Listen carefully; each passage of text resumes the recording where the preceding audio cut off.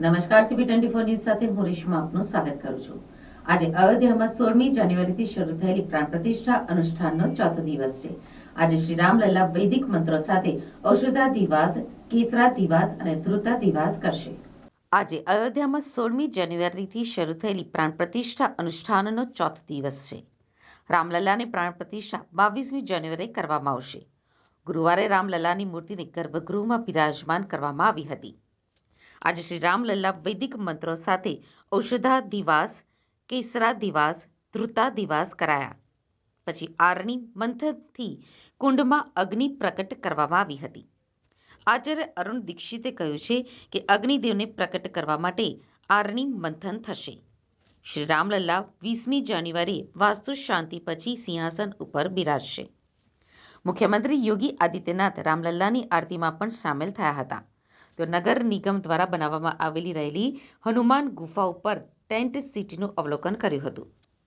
મુખ્યમંત્રી યોગી આદિત્યનાથ ટુરિઝમ વિભાગ તરફથી બનાવવામાં આવી રહેલી ટેન્ટ સિટીનું પણ નિરીક્ષણ કર્યું હતું। સરયુમાં ચાલતી સોલર બોટનું પણ ઉદ્ઘાટન કરવામાં આવ્યું હતું।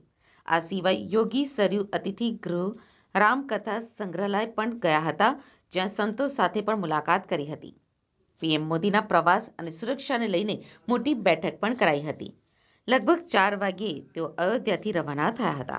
याद करिए, उत्तर प्रदेश के अंदर जब हमारी सरकार आई तब केवल 110 चीनी मिलें बामुश्किल चल पा रही थी और उन पर भी सन 2010 से लेकर के 2017 के बीच गन्ना मूल्य का बकाया था।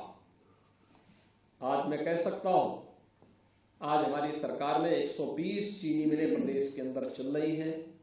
कोरोना जैसी महामारी के बावजूद भी हम लोगों ने जब विदेश के अन्य राज्यों की और दुनिया के तमाम देशों में चीनी मिलें बंद हो गई, चीनी उद्योग तितर बितर हो गया, उन स्थितियों में उत्तर प्रदेश मजबूती के साथ बिना डिगे, बिना हटे, बिना झुके अपनी चीनी मिलों को चला रहा है। 120 चीनी मिलें चला रहे हैं।